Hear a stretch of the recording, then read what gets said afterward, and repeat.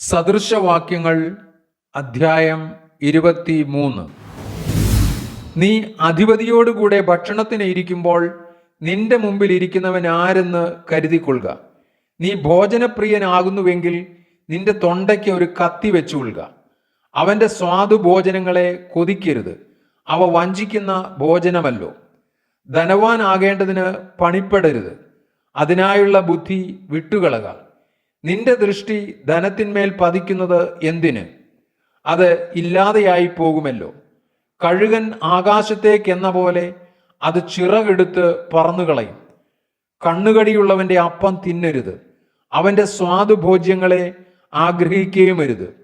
അവൻ തൻ്റെ മനസ്സിൽ കണക്ക് കൂട്ടുന്നത് പോലെയാകുന്നു. തിന്നു കുടിച്ചുകൊള്ളുക എന്ന് അവൻ നിന്നോട് പറയും, അവന്റെ ഹൃദയമോ നിനക്ക് അനുകൂലമല്ല. നീ തിന്ന കഷണം ഛർദിച്ചു പോകും, നിന്റെ മാധുര്യ വാക്ക് നഷ്ടമായെന്നും വരും.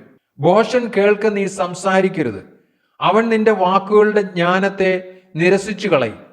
പണ്ടേയുള്ള അതിർ നീക്കരുത്, അനാഥന്മാരുടെ നിലം ആക്രമിക്കുകയുമരുത്. അവരുടെ പ്രതികാരകൻ ബലവാനല്ലോ, അവർക്ക് നിന്നോടുള്ള വ്യവഹാരം അവൻ നടത്തും.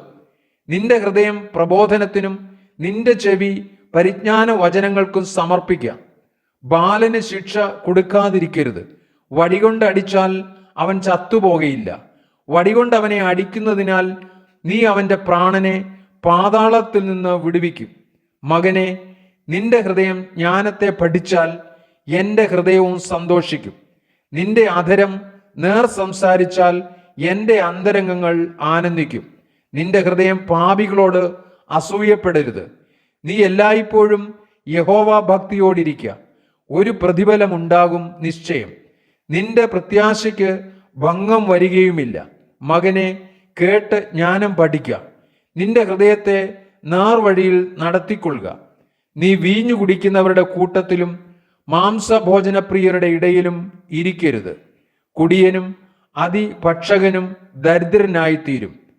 നിദ്രാലിത്വം പഴന്തുണി ഉടുക്കുമാറാക്കും. നിന്നെ ജനിപ്പിച്ച അപ്പന്റെ വാക്ക് കേൾക്ക. നിന്റെ അമ്മ വൃദ്ധയായിരിക്കുമ്പോൾ അവളെ നിന്ദിക്കരുത്. നീ സത്യം വിൽക്കുകയല്ല, വാങ്ങുകയത്രേ വേണ്ടത്. ജ്ഞാനവും പ്രബോധനവും വിവേകവും അങ്ങനെ തന്നെ.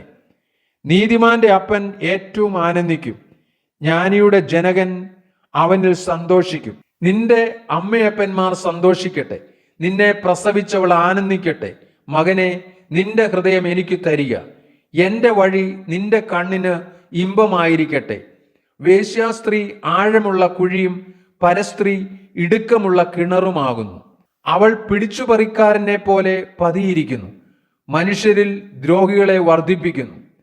ആർക്കു കഷ്ടം, ആർക്കു സങ്കടം, ആർക്ക് കലഹം, ആർക്ക് ആവലാതി, ആർക്ക് അനാവശ്യമായ മുറിവുകൾ, ആർക്ക് കൺചുവപ്പ്. വീഞ്ഞു കുടിച്ചുകൊണ്ട് നേരം വൈകിക്കുന്നവർക്കും മദ്യം രുചി നോക്കുവാൻ പോകുന്നവർക്കും തന്നെ. വീഞ്ഞ് ചുവന്ന് പാത്രത്തിൽ തിളങ്ങുന്നതും രസമായി ഇറക്കുന്നതും നീ നോക്കരുത്. ഒടുക്കം അത് സർപ്പം പോലെ കടിക്കും, അണലി പോലെ കൊത്തും. നിന്റെ കണ്ണ് പരസ്ത്രീകളെ നോക്കും, നിന്റെ ഹൃദയം വക്രത പറയും. നീ നടുക്കടലിൽ ശയിക്കുന്നവനെ പോലെയും പാമരത്തിന്റെ മുകളിൽ ഉറങ്ങുന്നവനെ പോലെയുമാകും. അവർ എന്നെ അടിച്ചു, എനിക്ക് നൊന്തില്ല. അവർ എന്നെ തല്ലി, ഞാൻ അറിഞ്ഞതുമില്ല. ഞാൻ എപ്പോൾ ഉണരും? ഞാൻ ഇനിയും അതുതന്നെ തേടുമെന്ന് നീ പറയും.